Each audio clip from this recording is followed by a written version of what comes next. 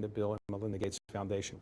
Well, I think they have more in common than people might expect. You know, the idea that you find what an innovation is going to be, really stick to it, build a team behind that, have some setbacks and successes, kind of a theory of change. Now, my Microsoft work was when I was very young. I started when I was 17, and that was my primary focus until I was 53 when I made the transition. And for the early part of that, I was kind of maniacal. I wasn't married, no kids, I didn't believe in weekends. Until I was about 30, I didn't believe in vacations at all. So it was incredibly fulfilling to write the code and be hands-on, stay up all night. So for my 20s and 30s, I think the Microsoft thing was perfect. I didn't have the breadth of knowledge that would let me play my role at the foundation. I think it was good preparation. And then after I met Melinda, got married, started having kids, I was looking at the world more broadly, thinking about where the wealth should go. And I'd say they're equally difficult. You always know you could be doing better, that you should learn more, that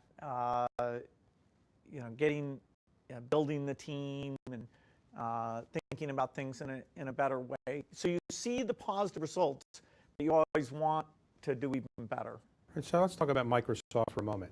So you started that when you were in high school, and you were driven to be involved with computers. Were you alone? Were that many people who knew about computers in those days? It was a fairly special time because computers, when I was young, were super expensive. And my friend Paul Allen and I actually snuck into places at the University of Washington where they had computers that weren't being used at night.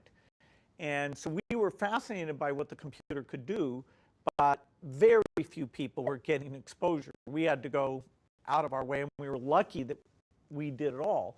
And so then when the idea of moving the computer onto a chip that Intel would make, and that would make the computer literally millions of times cheaper than the ones we were using, so both more powerful and available to people on a personal level, then the idea of, okay, it would be very different, the software you needed, the way the industry would work. We were super lucky to be there when that was happening.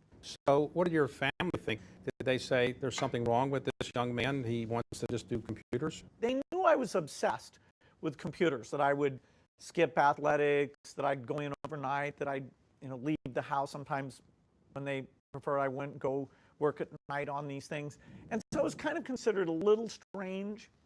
And the big moment was when I said, instead of going to part of my senior year, that I wanted to go work for a company writing software. So they were great about allowing that to be my hobby.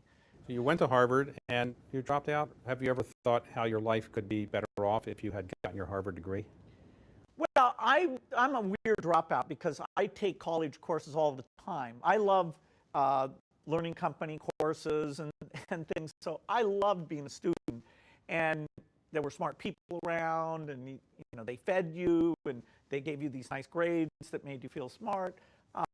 So I feel it was unfortunate that I didn't get to stay there. But I don't think I missed any knowledge because whatever I needed to learn, I was still in a learning mode. So in the early days, you were just a college dropout. You were very young looking. Did you get taken seriously by businessmen who were much older?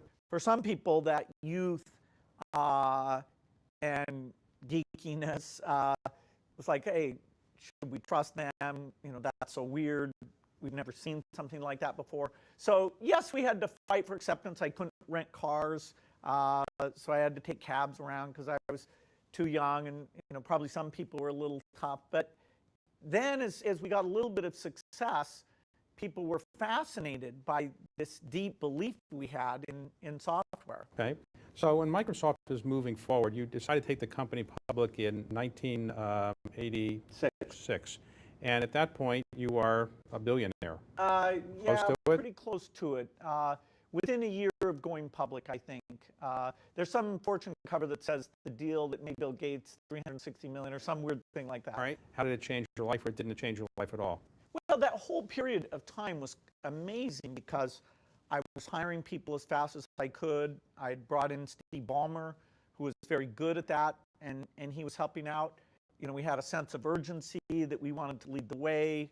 There was this graphics interface thing with Windows that we wanted to do. So I was super busy, and the idea that I could hire so quickly and invest and build this worldwide company was fascinating to me, but I was really busy. So, you know, if some friend had tried to call me, you know, I wouldn't have had too much time for that. I was really into building this company, and I was going out and telling people about the magic of software, which was good for Microsoft, but also helping them understand the opportunities and the huge change agent that software and eventually software plus the internet would become. So I was having fun. It was amazing, but I always thought, hey, you know, we're one step away from not, you know, leading here. We gotta keep doing better.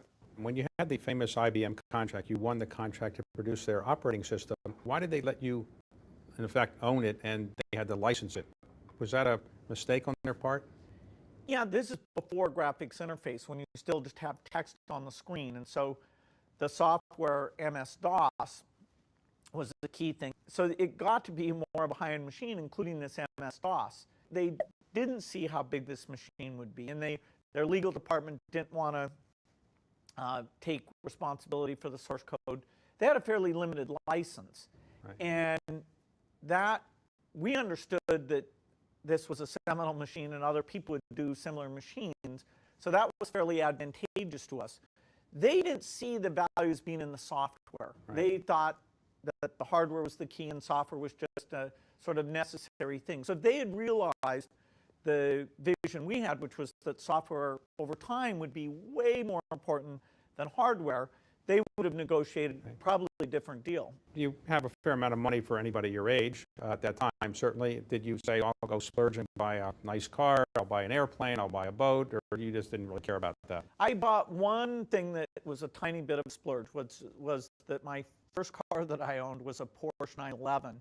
It was used, but it was an incredible car. And that was actually when I was down in Albuquerque, and sometimes when I would want to think at night, I'd just go out and drive around at high speed. And fortunately, I didn't kill myself doing that. And what about Steve Jobs in those days?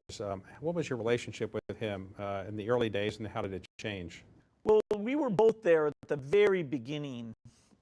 The Apple I was a kit computer that Steve Wozniak designed, and he worked with Steve, and they came and offered it at various of these computer club meetings, and we went to lots of computer club meetings. So we were sort of colleagues in pitching the gospel of personal computing. We were kind of competitors. The time we worked together most intensely was after the IBM PC came out. Steve had a group, actually a small group at Apple, that was doing the Macintosh. And he came to us early on and asked us if we'd commit resources. We actually put more people on the project than Apple did, and did the early application software that used that mouse graphics interface. And so it was a huge win both for Microsoft and for Apple when the Macintosh became so successful. When your mother first said, I'd like you to come and have